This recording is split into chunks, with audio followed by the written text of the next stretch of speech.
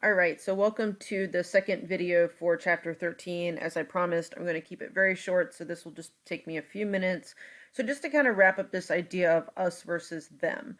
So again, kind of going back to my example from undergrad, that there were these stereotypes about students that went to Virginia Tech versus students that went to UVA. And so, typically what happens when there are stereotypes and especially stereotypes that are negative, because occasionally there are stereotypes that are about positive characteristics or traits, but especially when the stereotypes are negative, this might lead to prejudice. And so essentially prejudice can feed into group conflict because it's very much housed in kind of this like hatred of individuals that belong to the other group.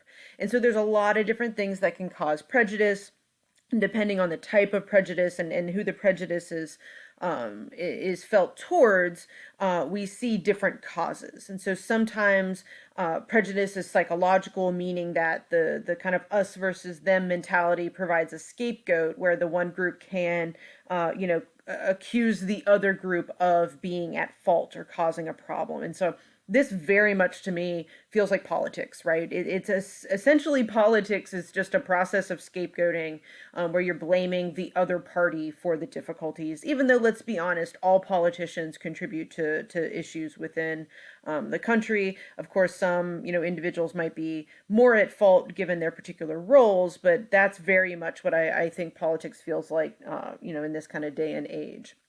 We also see the pressure to conform. So there's social causes where, the individual that belongs, to one group might not necessarily have any negative feelings towards the other group, but just kind of this sense of wanting to fit in.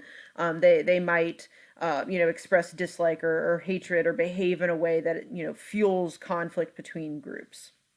We can certainly talk about economic causes of prejudice, which to me, it gets very much more into kind of systemic issues of prejudice. So, you can think of individuals as being in direct competition. We can talk about sexism here, right? So, it's pretty well documented that women make less, per hour than men. And so that definitely is an economic cause, meaning that when individuals are in direct competition for jobs, the group that benefits or is more privileged wouldn't necessarily be motivated to help the other group because it could then impact their economic situation. There are cultural and national issues. So, kind of feeling that kind of us versus them, well, feeling part of us makes you feel closer to the people around you, which we keep talking about the importance of feeling as if one belongs, the importance of, the social group. And so there's a lot of different ways to measure prejudice. You could, do a study to look at whether there are systemic inequalities in terms of money, for example. You could measure, how close somebody sits to an individual that's perceived as different. You could measure, behavior people engage in on the street. If they see someone of another race approaching them, do they clutch their purse? So there's lots of different ways we can measure prejudice. And of course, there's a lot of stigma around, that people don't want to think they're racist, for example. People don't want to think they're sexist. There's kind of this self-serving bias that we all assume we're better than everybody else. Everybody else is racist, not me. And so we often rely on what we call implicit measures of prejudice because people don't openly admit it, right? If you put a true false question on your survey that says true false, I am racist, everyone's going to say I am not, right? They'll respond false. So instead, we have to get things or measure prejudice in kind of this roundabout way. And so, one of the things I had you do this week is take the implicit association test, which claims to measure prejudice and discriminatory beliefs implicitly, meaning that the person doesn't have to openly admit that they have those beliefs. But there is a ton of controversy about what the IAT actually measures.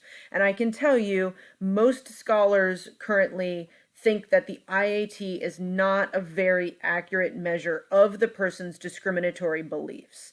But that doesn't mean it isn't capturing discrimination and prejudice more broadly, because, for example, what we think it's measuring is actually what people associate with each other. So if someone associates particular races with the picture of the gun, for example, if you took that IAT, you'll see that's on there.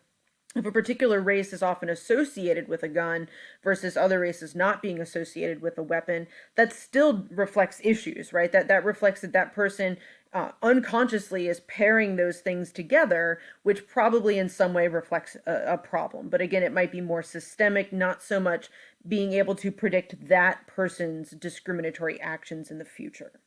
There's lots of ways psychology has helped us try to understand how we can reduce group conflict. So we know that if people have more contact with people that are different from them, they're more likely to kind of view the person as a person rather than viewing them in terms of a stereotype.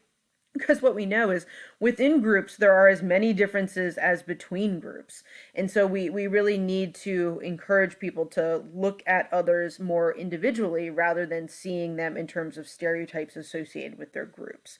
So that's consistently shown across everything. Mental health stigma, for example, or also it's commonly called mental illness stigma.